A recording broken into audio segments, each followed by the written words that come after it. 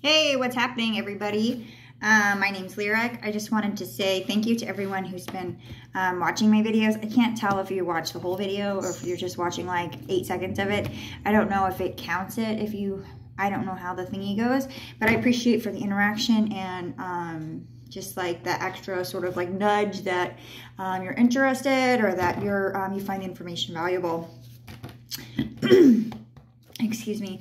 So I'm going to do some more Gnostic literature stuff, and we were asked to follow up with the vision of the foreigner. So I kind of looked at it really quick because I haven't like looked in this book in like 3 years. So it's not very long, but there is a tiny bit of the introduction that I would...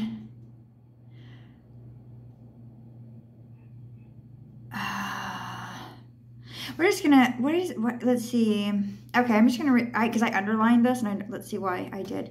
Probably because of the Thunder Perfect Mind, probably. Anyways, let's see. The role of allogenes as foreigner, or one from another race, suggests that the visionary protagonist of this text may be Seth, described in Genesis as another seed in place of the dead Abel, or a follower of Seth, or every person. Every Gnostic who follows the enlightened way of Sethian knowledge. So, and Seth was the third son of Adam and Eve. And Seth, like there was some kind of like, I don't know if this is in the Bible or if this is like in other Gnostic literature, where it just kind of talks about how Seth was sort of like the recompense of like the deed that Abel or Cain committed rather. And so Seth was, I don't know if he was given or granted special like gifts from God, or if he just was born with this like innate desire to be with God. I'm not sure. I don't remember exactly. I would have to go back and read things. But if you're familiar, maybe you can send me an email and we could talk about it. The email address is w2walchemy@gmail.com. So here, we're going to read it. Vision of the foreigner. Through a primary revelation of the first one, which is unknown to all, I saw the God that is greater than perfection and the triple power that exists in all. I was seeking the ineffable, the unknowable God of which people are ignorant, even if they understand it at all. The meditation of the triple power, which is located in stillness and silence and is unknowable. When I was empowered by these things, the powers of the luminaries said to me, "You have done enough to hinder the inactivity that is in you by seeking what is incomprehensible. Rather, hear about it as is possible through a primary revelation and a revelation." Okay, the primary revelation seems to be a visual disclosure, the revelation of an oral disclosure. Does it exist through its own being, or does it exist and will it come further into being? Does it act? Does it know? Is it alive? For it has no mind, no life, nothing real, and nothing unreal, incomprehensibly. Does it come from what it has? No, there is nothing at all left over, as if it causes something to be undertaken, or it purifies something, or it receives or gives something.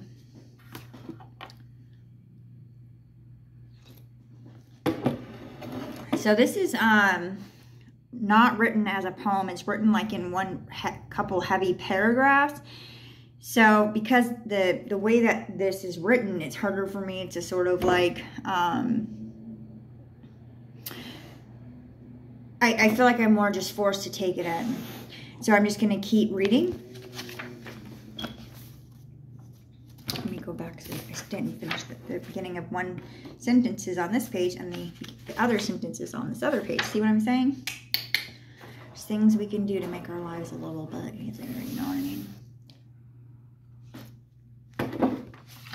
Okay, nor is it limited by its own desire, or by giving or by receiving from another. Its desire is not from itself, nor does desire come to it from anything else. Yet it does not give anything of itself or would be limited. And thus it has no need of mind or life or anything, for it is greater than all in its ultimacy and incomprehensibility. In non-existent reality, it has silence and stillness, not to be limited by the unlimited. So I guess this is so in Thunder Perfect Mind, it was like the observer trying to describe the power. And this could be about the power, because I'm having a very difficult time like processing this information, like super hardcore. I would have to, I'm going to finish reading this, and then I might do another video about a discussion on this reading and like fill in all kinds of different things and talk about like some random stuff, but I just can't do it here and now like at all whatsoever. It is not happening. Okay, let's keep going. It is not divinity or blessedness or perfection. Rather, it is something unknowable. Not that it has this, but it is greater than blessedness and divinity and perfection. It is not perfect, but greater. It is not infinite or limited by another, but greater. It is not corporeal. It is not incorporeal. It is not large and it is not small. It is not quantifiable, not a created thing.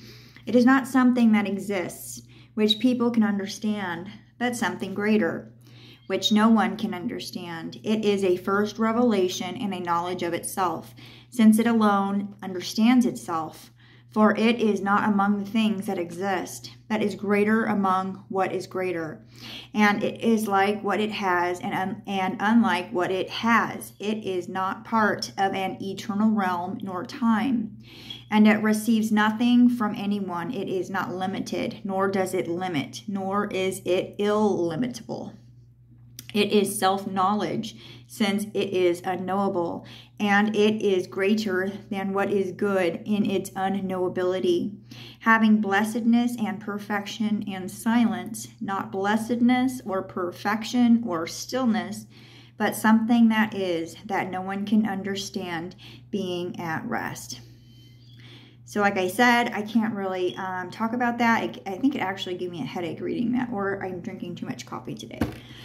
So, yeah, so I'm going to post this on the Gnostic literature, really hot lit, because literature is rad. Anyways, peace out.